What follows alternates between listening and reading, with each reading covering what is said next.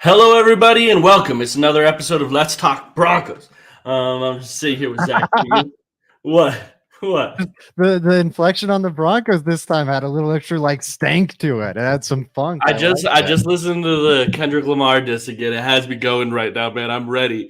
I want war with every single Broncos podcast there is. I'm joking. If there's a Canadian podcast, Broncos podcast, I want war so bad. Anyways, the Broncos. We're going to be talking about. We're going to be discussing the Broncos rookie class. We did that a little last week, but this time we're going to be projecting them to the pros. How are they going to look at the next level, especially this next year? How do they impact immediately? Zach, how are you doing today before we get going into that? Man, I'm doing great. Excited. It's optimistic in Broncos country. Maybe almost a little too optimistic. I've got everyone getting mad at me for any mild critiques I level, but it's nice. It's nice that we're all, I don't know, feeling good. It's not doom and gloom. There's things to be happy about. It's great. Like a month ago, we were too positive, on the uniforms and everything, and now we're back to being too negative. It's great. It's the Let's Talk Broncos up and down. It really sways back and forth. I'm enjoying it. Zach, I do have to say they've been on your ass in the comments, bro. I know. They've been on you. Are you a hater? Address it right now. Are you a hater? Can I officially call you a hater?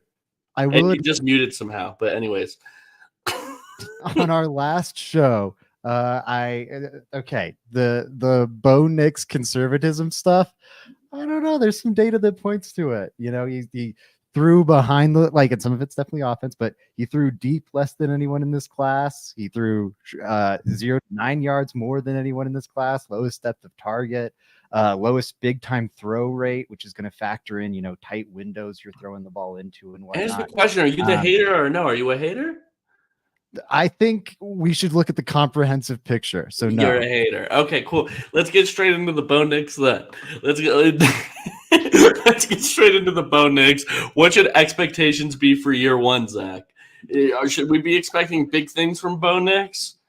I don't think big things. He's a rookie quarterback. That said, when you draft a guy who is a higher floor prospect, and that's part of the sales pitch, let's see that floor be kind of high, and I don't subscribe too much to the idea of the high floor prospect, but when so much of Bo Nix's sales pitch is he's so mentally advanced, he's ready to go into the Sean Payton offense, he's a great fit for it, and he can run it from day one. If that's the sales pitch, I think the play should be somewhat close to that. I'm not expecting high level quarterback play in year one, or even above average, but let's see a competent quarterback. If he comes in and looks Case Keenum-ish, Trevor Siemian-ish, Teddy Bridgewater-ish, that is not where I think anyone wants Bo Nix to ultimately end up on his development trajectory. But if he's there as a rookie, I think you're right on track, right on schedule. And so that's my expectations for him too. I think he's fully talented enough to achieve that. I think the questions for me with Nix are primarily going to come down to how much better is it going to get from that baseline level of competency. Okay. I think I am expecting I'm right in line with you. I think I'm expecting okay things. I still think it's going to be up and down. I think people are overestimating how much this opens up the offense in year one. I think stylistically, yes, it does absolutely open up the offense, but just in how much you can call in your playbook, we're still dealing with a rookie quarterback here. We're that's still a fact. We're still dealing with a rookie quarterback at the end of the day, and I think expectations should be set accordingly. You shouldn't be asking Bo Nix to go in and be Drew Brees right away. That would be super silly. I think anybody expecting that, you are doomed to be upset by the end of the year. And I'd agree with that. I will say, though, I don't think it's crazy to think as a whole, the quarterback play will be better this year than it was last year.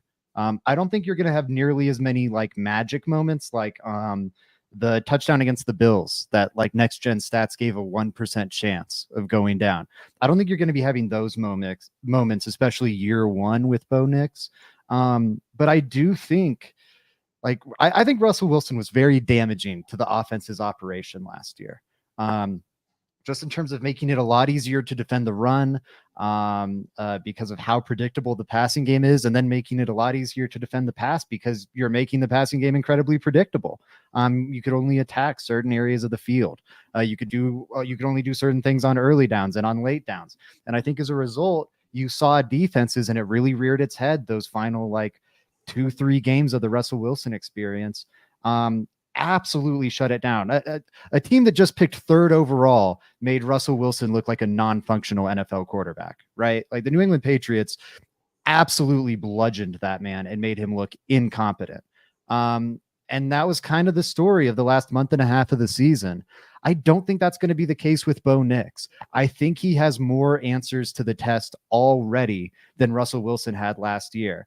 I don't know if he has the same like high-end creation ability that Russell Wilson has. I frankly bet no, especially at this point in his career, but just the baseline competency, answers to the test, ability to run a variety of offensive plays. I actually think Nix would have the nod over Wilson right now, especially if you factor in the quarterback run game, which wasn't much of a part of Wilson's game last year.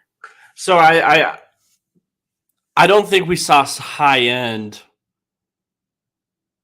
I don't think we saw a lot of high-end ability to escape and make plays from Russell Wilson last year or the year before that. If I'm being honest with you, I think Bo Nix is plenty capable, I think, of doing everything Russell Wilson did in that aspect. I think we saw it in college too. I think some of his best moments came in those areas. Matter of fact, I think the worry is that he can get too much into that, if anything. I expect that just as much as I expect that from Russell Wilson, if I'm being honest with you. I don't think I see as much like aggressiveness downfield, maybe, but I do think that there's plenty enough with Bo Nix to think he's going to be able to escape, make plays, and throw the ball on the run. I think that was something I came away with after I did my rerun of it, as that's one of his best traits too. So there's creation ability, and then there's Russell Wilson creation ability, and Aaron Rodgers and like Patrick Mahomes creation ability. I think he'll be able to create, but so I cited that Buffalo Bills touchdown. That Buffalo Bills touchdown is the least likely touchdown that Next Gen Stats has ever calculated. I think they go back to 2017, somewhere in there. So in the last 9 years of NFL football, that was the most unlikely touchdown to have ever happened. I don't think Bo Nix is reaching those extreme peaks that we saw from Russell Wilson last year and Courtland Sutton last year. I think he can create on occasion, but I think Russell Wilson's like top 5 in NFL history in terms of that creation ability. I will not put that on Bo Nix's rookie year. At his peak, I totally agree with you. And I think even you're weighing – so here's my opinion. I think you're weighing too much of the big plays off the creation ability. I think we're going to see more consistent plays off the creation ability with Bo Nix. Like, I think you're weighing like too much of here's Russell Wilson rolling out of the pocket and throwing it to the corner of the end zone for a touchdown on this one, but you're not accounting for enough for the play where he got sacked before that. I think Bo Nix – in his creation is going to be able to make people miss and then throw a completion at a higher or at the same level as Russell Wilson did in year 1. All of its creation ability, even if it's a 5-yard play that it ends up with, doesn't always have to be a 30-yard touchdown. That's my point. I think we're going to see just as much creation ability. I don't think we may see as high-end creation ability, but I think we're going to see it at maybe just as a consistent level. And I guess that was more my overall point. I think Bo Nix, again, as a quarterback, can come in and replace just about everything Russell Wilson gave. I think it'll be similar level of quarterback play, right in that somewhere between 15 and 20th region, I think is what you're hoping for from Bo Nix. And he'll get there a different way. I think the lows are going to be substantially higher, as you just said. There's going to be nowhere near as many created sacks. Russell Wilson, for all the praise he got in terms of protecting the football, wasn't actually that great in terms of like mitigating turnover worthy plays these past 2 years. So I don't think you're going to see a big drop off in terms of like the lows. And then again, just like making the offense completely dysfunctional, which I think Russell Wilson contributed a lot to. The high highs, the peaks, those, and there were far too few of those with Russell Wilson, which is why I was a big proponent of the Broncos eating the largest dead cap hit ever. But I think the few things that made the Denver Broncos offense occasionally pop last year were those unsustainable, like Magic Russ moments. I think Nick's is going to be a little less prone to that. That's what I'm trying to get at. Okay. I think that's fair. If you were just talking about the peaks of it, I would agree with you. I think that we'll still see plenty of creation ability, though. That's something I've come away with thinking that people are maybe too low on Bo Nixon. I think that might be one of his best traits is throwing on the run, and making people miss after escaping the pocket and stuff like that. I think that's a great trait of Bo Nix. I don't know. So just recap your expectation for him real quick. Yeah, I'd say he starts something like 14, 15 games, leaving myself a little bit of wiggle room in case they, want to give him the first month of the season. And then just also the fact that I think something like 60% of the teams in the league last year played a backup quarterback. There's just injuries happen. So I think he's going to play something like 14 games. I think he throws for, 3,800 yards. I think it's like Teddy Bridgewater, 2021 Teddy Bridgewater-ish, like in terms of the offensive sustainability. I don't think it's going to be fireworks. I don't think this is going to be like a top 10, top 15 offense, but I think it's going to be able to like consistently move the ball and just be functional, which isn't a lot of praise. But with what we've been looking at in terms of Broncos offensive football for the last 9 years, I think there's been 1, maybe 2 functional seasons there. I think this Bo Nix season should be right there with those couple. So for those that don't know, Teddy Bridgewater in his year as the Broncos quarterback had 3,052 passing yards. He had 18 touchdowns and 7 interceptions. I think that we're going to see a middle of the pack quarterback year. I think maybe even below if I wanted to play safe with it. I think that's where I expect Bo Nix to be in year one. I think people are forgetting like Russell Wilson's calls at the lines, checking in the run plays and stuff like that all factors into how the Broncos had success as well. So as a rookie quarterback, I don't know if I expect Bo Nix to have all of that nuance to his game immediately. That's something you hope to see as the season progresses. Absolutely. But right away, I don't know if I see all of that. And I think that should affect the offense as well. Fully agree. He should not. It would be unfair to expect him to be on the same level pre-snap as an 11-year NFL vet. When he first comes in and starts. That said, Joey, I'll push back on you a little. Maybe you're playing some devil's advocate. Don't you think? I mean, you talked about the creation ability being a big selling point of Nix's. I think the pre-snap ability is another one up there. In terms of just like that Oregon offense was so predicated on like making the right read before the snap and then going there with the ball. Do you think that'll make it a little easier to pick up where Russell Wilson dropped off or minimize the drop off there, I guess? Yeah, here's my thing. This is where it gets really hard at evaluating quarterbacks, because while that was a great selling point for Bo Nix in college, you have to think the amount of plays they're running, the amount of checks they have are substantially less. So Now getting to the NFL, like that's still going to be a learning curve, no matter what. For any college quarterback coming to the NFL, that's going to be a learning curve. Without being able to know how Bo Nix is a student and learner, like how he attains and retains information, it's hard to evaluate. It's really hard to evaluate. I can say he did it really good at the college level, but projecting it to the pros, who knows? I have no idea. It's hard. That's where it gets really very difficult to explain, Zach, if I'm being honest with you. Do you have anything else you want to get off on Bo Nix? No, I think that does. I mean, we didn't hit on the rushing thing. This is probably going to be the Broncos. I'm trying to make sure I'm not forgetting someone here. I mean, it'll probably be the Broncos' best rushing quarterback of this post-Manning era. The biggest comparison would be Phillip Lindsay, Kendall Hinton in that one game. So I was going to say outside of Kendall Hinton. Yeah, outside of the literal wide receiver. But so I think that's a good element. It's something we've talked about a lot as we've been scouting just different quarterbacks over the lifetime of this show, that rushing ability can kind of give you a higher floor as a quarterback.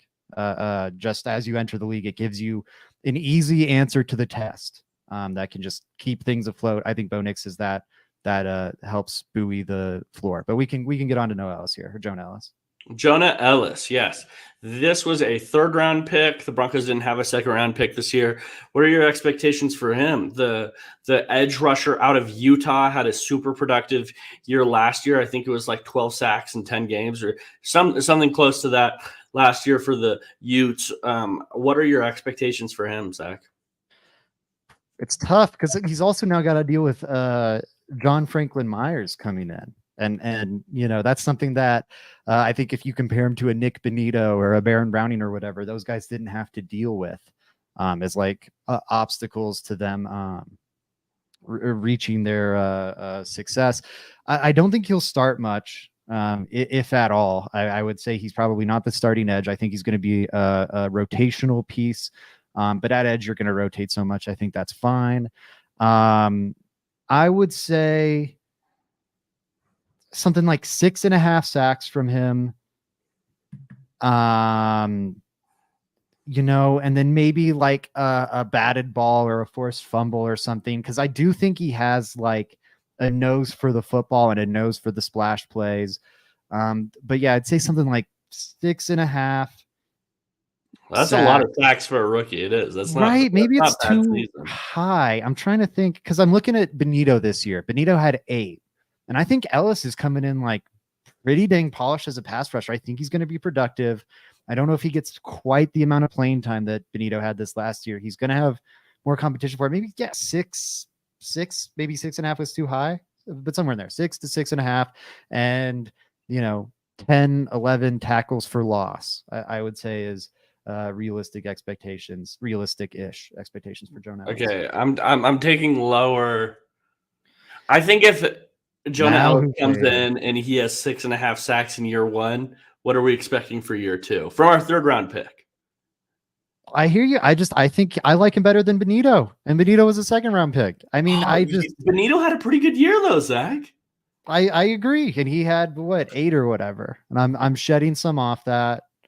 I don't know. There's so many mouths in that room. Maybe it is. You're talking to me now. What, 4, 5? I think something in that range. I think his per snap rate at the least is going to be crazy. I think he's going to comfortably, if we're not going to put a stat on it, I think he's going to come in and maybe be the team's best pass rusher outside of John Franklin Myers in year 1. That would not surprise me. I think he could not be that, but if he came in and was the second best edge rusher outside of John Franklin Myers, I think that's very possible because I don't think that's that high of a bar to clear, especially when we've seen like he wasn't Latu coming out, but he had developed pass rush moves. He knew how to string them together. He knew how to come up with a pre-snap plan and keep tackles off guard throughout the game, or off balance rather, throughout the game. I think that's a style that's going to be fairly productive year 1. While Benito, we came in here and we're like, oh, I don't know. His style is kind of running around Big 12 tackles. And I think that's just harder to translate that way. What did Benito have his rookie year? 1. Okay. I think Ellis is going to play more. Hey, Mr. Ellis can play on early downs. Stop putting words in my mouth. Stop it right now. I won't accept that. What does Jonathan Cooper have year 1? I'm looking this up right now. Because you have to also put in perspective, like, okay, so Benito had 2.5 sacks his rookie year and then 7 quarterback hits. Cooper. Yeah, Cooper. Browning had 5. Browning had 5 his first year at edge as a rotational player that couldn't stay healthy. I'm saying 5 for Jonah Ellis. You can talk me all the way down to 5. I'm going no lower than 5. So here's my thing. I think that you have to consider that this is a throw into the edge group that the Broncos already have. They're like totally. It's going to be like Nick Benito and these guys last year have damn near this exact same edge group, except now it also has Jonathan Franklin Myers, and then also Myers, and then also Jonah Ellis. Like, there are two new bodies in here that we want to play. My expectations are he is efficient in his play. I just don't know if he's going to play as much as people hope. I don't think so. I think that he's probably not ready for an every down role or to play in every situation year one. And then the third downs are going to come up, and it's going to be, who would you rather have in? And then there's going to be about 3 or 4 other guys that you'd rather have in as a rookie. Like that's the way as a rookie. I don't think I want to pull Baron Browning out of the game for him. I don't think I want to take Franklin Myers out of the game for him. I don't think I want to take Benito out of the game for him. And I don't think I want to take Cooper out of the game for him as a rookie. So I just see his snaps not that high. I think the pass rush of Baron Browning and Nick Benito going into multiple years in the NFL should be higher than Jonah Ellis this next year. So I just I'm gonna go with like 2 sacks on the year. I'd say I'll take the over on that. And I'd say, like, I agree with you on the list of guys they already have. The Jonah Ellis pick is an admission that they're not thrilled with that room, and they're comfortable letting one of those guys, at least one of those guys, walk in free agency this upcoming cycle, and that they'd maybe rather have Ellis over that aforementioned guy who's about to walk. I also think, like, this is the team that ranked, I believe, like 31st or 32nd. They were definitely in the 30s in pass rush win rate last year. So I don't think any of these guys that like had big snap counts last year are necessarily entitled to have them again this year. Just put a name on it. Who is he a better pass rusher than in his first year? Is it Jonathan Cooper? I don't think he'll be eating Jonathan Cooper snaps because Jonathan Cooper is going to be playing on early downs. Who's a better pass rusher, though? Who's a better pass rusher this next season? Is it Jonathan Cooper or is it Jonah Ellis? I think they'll be pretty dang close. I think they'll be really close. I think Jonah Ellis will come in and be – I wouldn't be surprised if he's better than everyone not named John Franklin Myers. Like I said, I don't think Benito's that great of a pass rusher right now. I think he's probably the best in that room. I think Browning could be great, but he hasn't been able to stay healthy, and the production does not like match what he could maybe be. I think he could maybe be something great, but he's not there yet. I think I keep mixing up him and his brother, Noah Ellis, because of the first names being similar enough.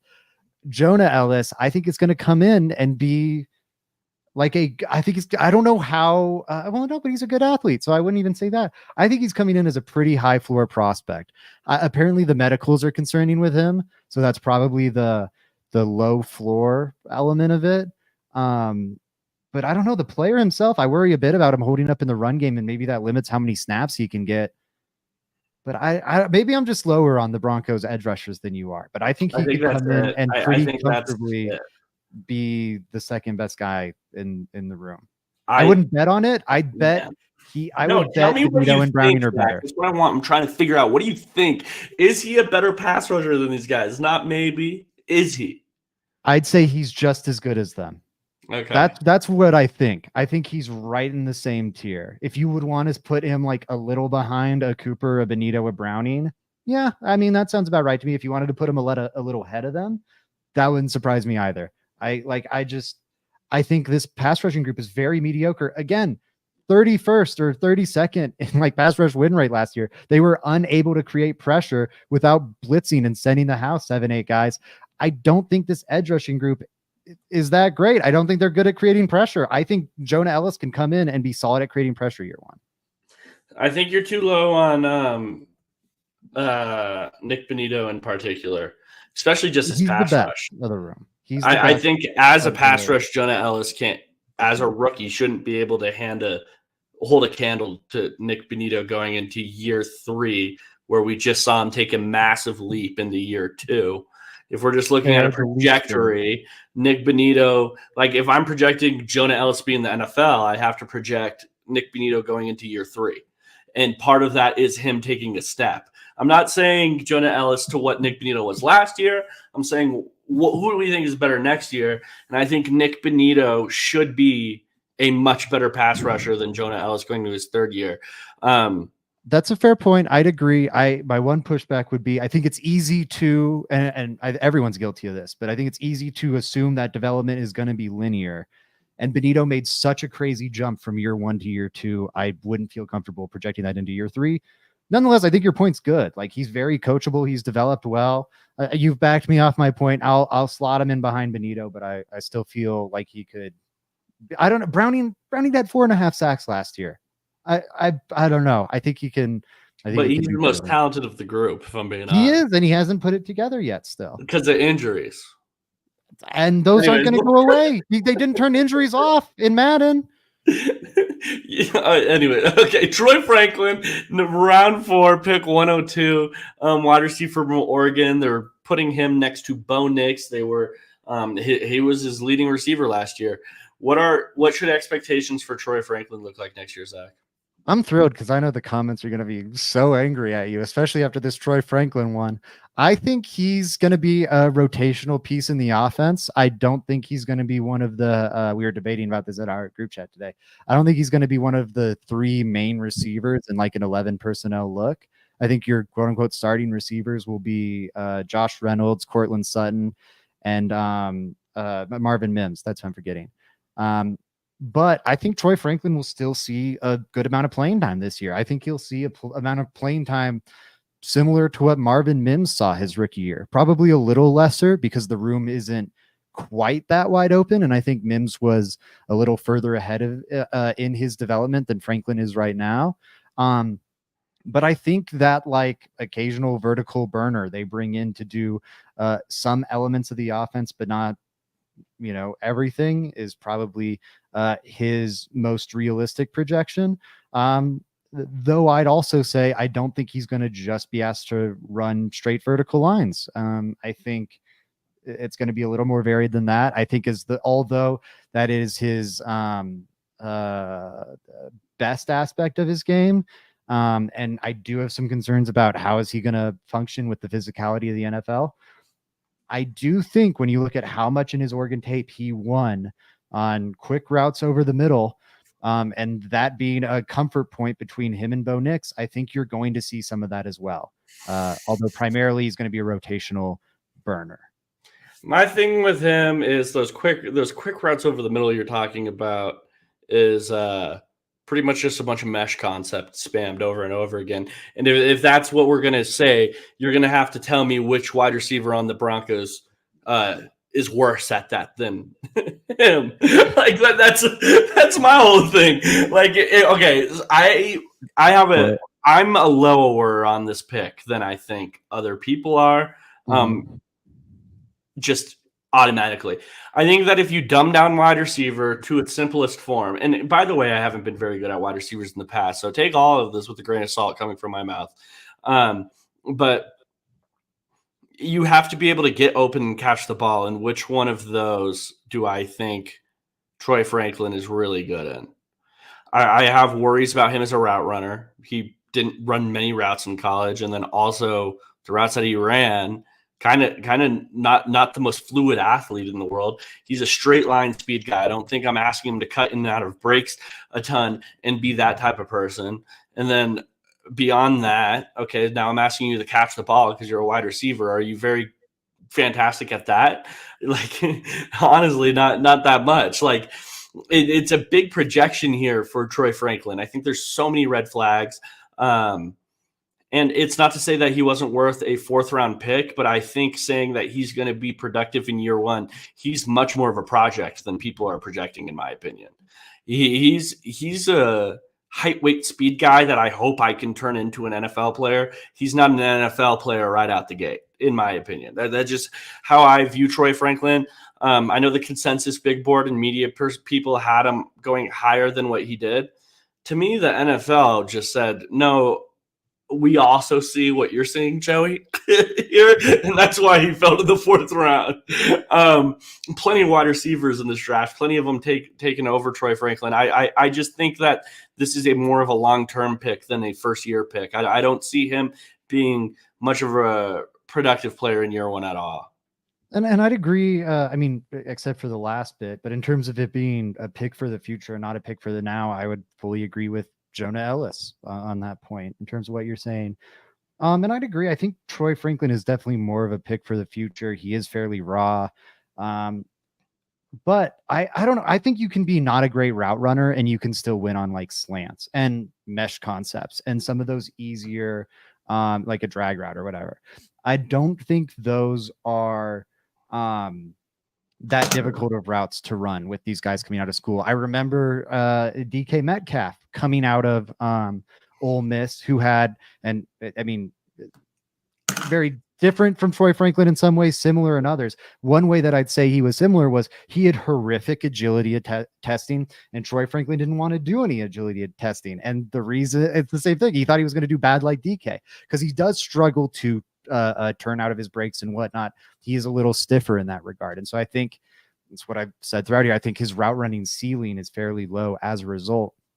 However, I think you can have those problems and still come in like DK, come in and be like a very effective player on slants and some of those easier, less demanding routes on shorter concepts. I don't think it just has to be like nines and go routes. I think you could do, and comebacks are pretty easy too, but like, I think he can do some of that stuff just to make it a little more varied.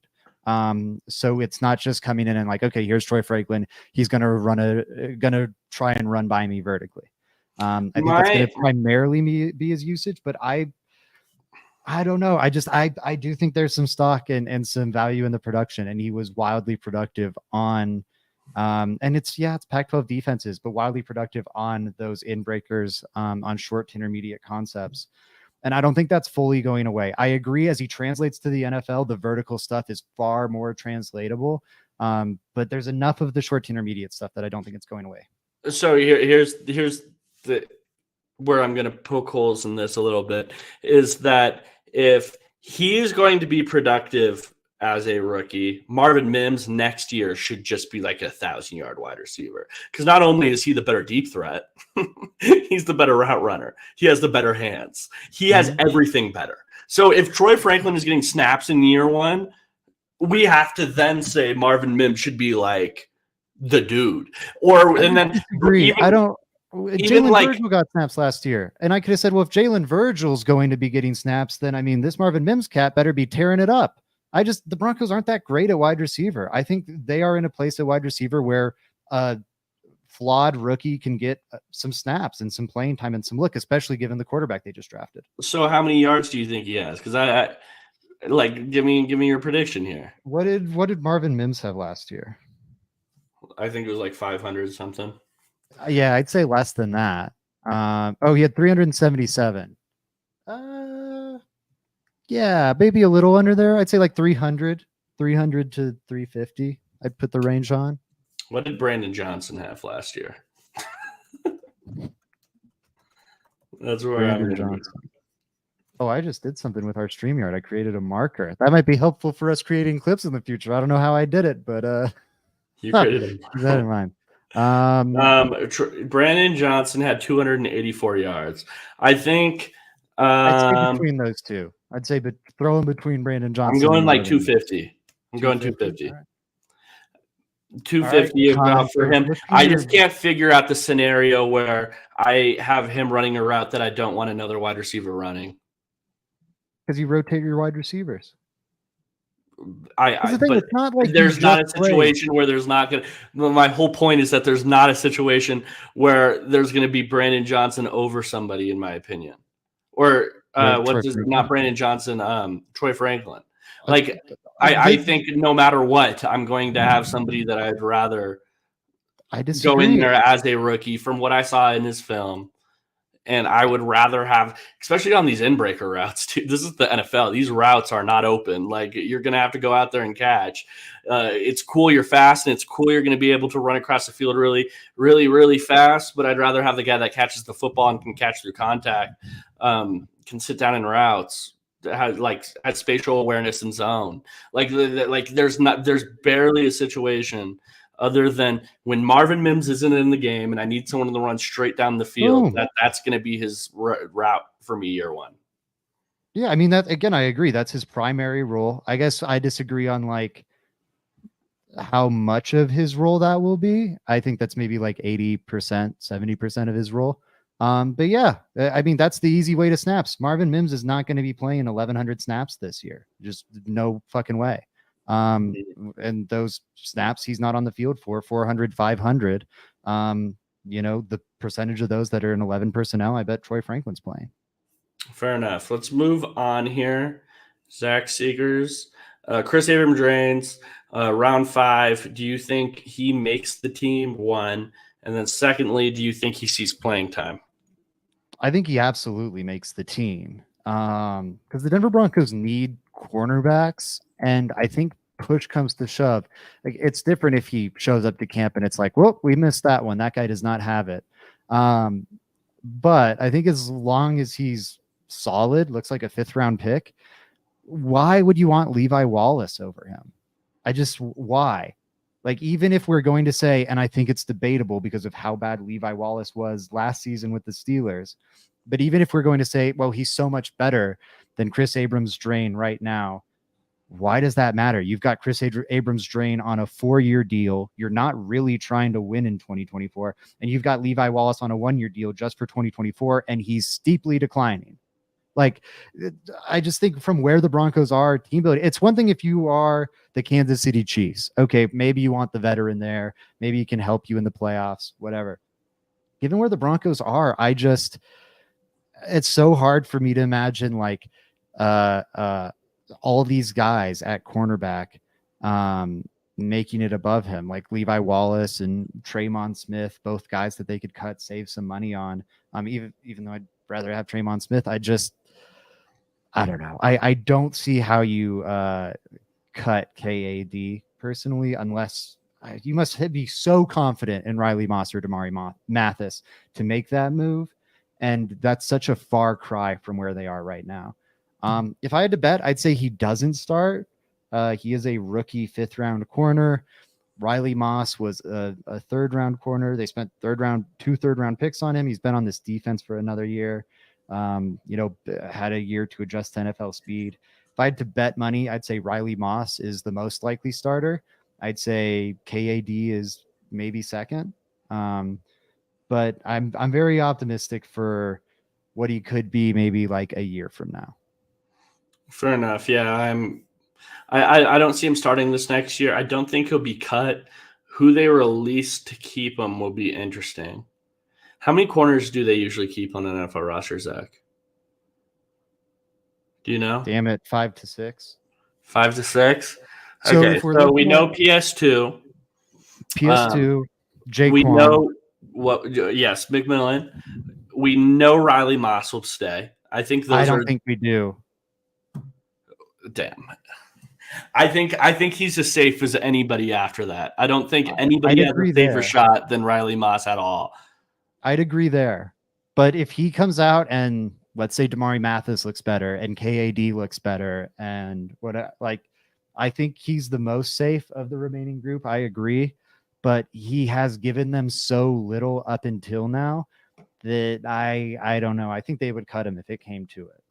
Damari what Mathis are the odds? So I think it's like 95% chance Riley Moss is on the team next year. I'll say 85, but I agree. Definitely more likely than not. I'd say let's go Riley Moss, and then after that, okay, we can do 2 more, right? So it'd be Damari Mathis and Tremon Smith, probably. If you're keeping it at 5. Well, and then what's his face probably he makes it. But Abrams-Drain. If it comes down to it, and it's so like if it's KAD or Tremon Smith, I think you're taking KAD. If it's KAD or Damari Mathis, I think you're definitely taking KAD. If it's KAD or Levi Wallace, I think you're taking KAD for the reasons I just laid out in regard to Kayvon or Levi Wallace. Good God. Yeah, I just like maybe you choose to keep Tremon Smith because he's like this special teams ace. I don't know. It's hard for me to pick like 6 of these cornerbacks above him because if 2 cut him, your cornerback group is like maybe Art Green pops off as a UDFA, but it'd be like Damari Mathis, Jaquan McMillan, Riley Moss, Tremont Smith, uh, Pat Surtain, and Levi Wallace. For KAD to not make the team, I think he beats out at least one of those guys. The only thing I disagree with you on is I think Levi Wallace has a really good shot. I think there's very few scenarios unless he just goes out there and just doesn't look good himself. If he just went out there and looked trash, then that's the case. I think the Broncos are going to want to have a vet outside of PS2. Someone with starting experience and who has played on the starting roster. I do think that. But who's stealing him from you? You know, if you cut him, like what other team is rushing to sign him? He was a free agent for as long as he was for a reason. And I think his I wish I could get his snap counts quicker, but I agree with that. The only thing that I disagree is that I think that if you have a cornerback coming off the bench, even if you do deem Riley Moss, okay, he's our starter to be, I think his initial backup should be the vet that has played snaps in the NFL and has been good before. Like, it's hard for me to think of a scenario where he isn't either right there ready to start or not. Like, it's scarier for me if I decided to start Riley Moss next year that his backup was Damari Mathis. Like, it's just like confusion bags on every single corner we have. I think the Broncos ultimately keep Levi Wallace in the mix there. I think you're probably right. I hate that strategy. Like, what? I don't know. We know Levi Wallace is a bad cornerback at this point in his career. Like, and I agree, Damari Mathis is almost definitely the same, but maybe he's not. I don't know. Like, maybe he can improve.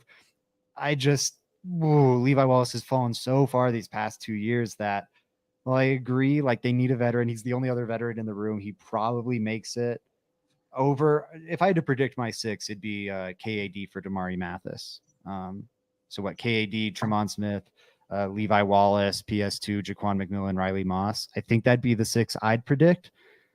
This looked at all promising to me in training camp.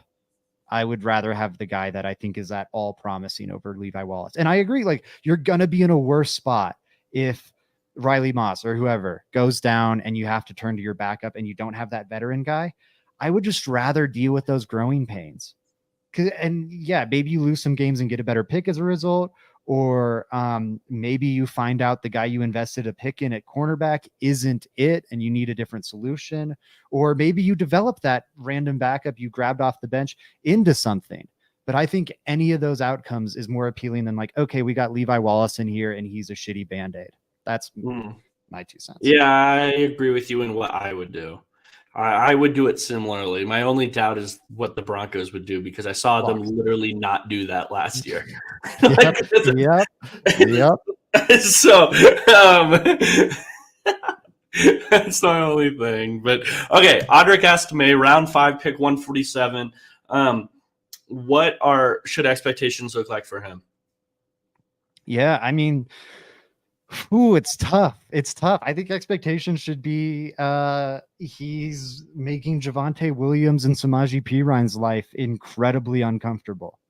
I like Samaje Perine might be fighting for a roster spot. Javonte might be fighting for a roster spot and is definitely fighting for his starting job.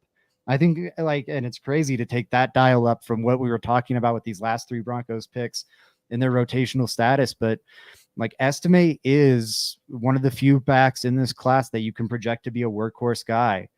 His vision's awesome. He might not run many like 70-yard touchdowns in for you. I don't really care about that. Like, I don't care about the 40-yard dash with my running backs. Like, how agile are you, or like good are you in the compact areas in terms of your speed? And I think Estime is actually pretty damn good there in terms of like his shiftiness to get through a hole and like get those first few yards of a carry. And then his contact balance is absolutely elite. He can shake guys off. It's not just the running ability either. Like, yeah, he can be an impact in the passing game, primarily as a pass protector. I do want to see him grow a bit as a receiver, just because then I'll feel like he's a true all-around back. But he's not a guy you have to take off the field on passing downs. He might be a little predictable on passing downs, but you don't have to take him off the field. And yeah, as a running back, I mean, really, really exciting stuff. Yeah, he should be. If you were to travel back in time and tell me he led the Broncos in carries, yards, rushing touchdowns, I would not be the least bit surprised. Yeah, I tweeted this today, and I think he's going to push for the best pound for pound runner of the ball the Broncos have, the guy that I want to hand the ball off to, not best overall running back. I think when I start going over to the pass game, he is a good pass blocker, but as a pass catcher, I think he's a little more deficient than these other guys. But his vision might be his best part of his game to me because he matches that with everything else. I think it's rare you see a running back his size have the vision he has and be able to cut on a dime and make a person miss in the hole, or make a person miss in the hole. Like it's like the Philip Lindsay-esque stuff we used to see here in Broncos country. Make a linebacker think he's going through one hole, cut back. I'm right into this other hole right here. He's so good at this type of stuff. And then he has acceleration through that. He's just a really good runner. And then he has good contact balance, like you mentioned as well. He has a really nasty stiff arm he likes to hit people with. And I think he's a bowling ball with really great vision. So it wouldn't shock me at all to see him compete for most rushing yards on the team this next year. The scary side is we get the healthy Javonte Williams paired with Estime. That would be really, really scary here in Broncos country. Totally. You have something on offense if that happens. Like the rebuild is going to take a while, until this team is where the fans want it to be, where we want it to be in terms of just being like a high-end competitive team. But I think we can get out of the woods of miserable football, which I think Broncos country has been in since 2016, pretty damn quick. And it'll come down to what is Estime and Javonte Williams looking like? Because I think if you get the 2021 version of Javonte Williams and you get, I think what we both project Estime to be, not even the high end outcome, but just what his projection should be. And you pair those together behind this offensive line, this hyper physical offensive line. And I think you immediately have not only an offensive identity, but a fun offensive identity that's effective and can cause defenses problems on a week in, week out basis. And I don't know. The idea of that is very fun to me. I am crossing my fingers and all my toes that Javonte Williams can be back to 100% because I think we'll have some very fun football if that's the case. Absolutely. I think this is the easiest one to predict for me out of the players that we've done. Him and Bo Nix probably are, because I know they're going to be productive. It's just how productive. For me, this next one, sorry. So, yeah, the Valet. Zach, you mentioned it. Valet, the 26-year-old wide receiver out of Utah, 6'4", 203 pounds, really fast. His measurables are great. When you go look at his RAS, 36-inch vertical leap. I don't know how I have all of this memorized now from Valet, but yeah, a lot of measurables, a lot of height, weight, speed there from him. The issue is he is old as hell for a rookie wide receiver. He played in the big slot kind of role is how I envision it. I see him competing with Lil Jordan Humphrey and those guys down there. Do you see him making the roster? No. And I'm sorry to interrupt you. I thought there was a lull, and that's what I was going to jump in and say is I don't know about Estime and Nix. I think this next guy's the easiest one for me to predict. Wow. Yeah, I do not see him making the roster. It would have to be over Little Jordan Humphrey. That's the only thing I can imagine. And Little Jordan Humphrey, we've seen being a solid NFL player who we know Sean Payton has an affinity for. And I think Lil Jordan Humphrey and Valet are the same age. So unless Valet's immediately better, they're the same age. They're both 26. I don't know. This is a team that should be trying to get young and rebuild. And maybe what I want them to do is coloring, what I think they will do. But I don't see how this guy makes the roster of like 6 wide receivers. Because Tim Patrick, given his contract, probably makes it, right? Cortland's safe, Mims is safe, Franklin's safe. Those are 3 spots you're not getting. Like, I don't know. I think like Cortland or Tim Patrick is probably safe because of his contract. I think Josh Reynolds. Oh, I didn't mention Josh Reynolds. He's absolutely safe. So that's 5. And then if you're keeping 6, Valet would have to be the last one and beat everybody else out in the room, like little Jordan Humphrey and whatnot. And I don't think he's that guy. I don't see it. He was the pick that was like the most head scratching to me. And I don't know. I don't imagine you thinking he's better than Brandon Johnson. And being comfortable with the fact he's over a year older than him, or thinking that he's better than like who I just said, Lil Jordan Humphrey at the same age. I think it's pretty unlikely.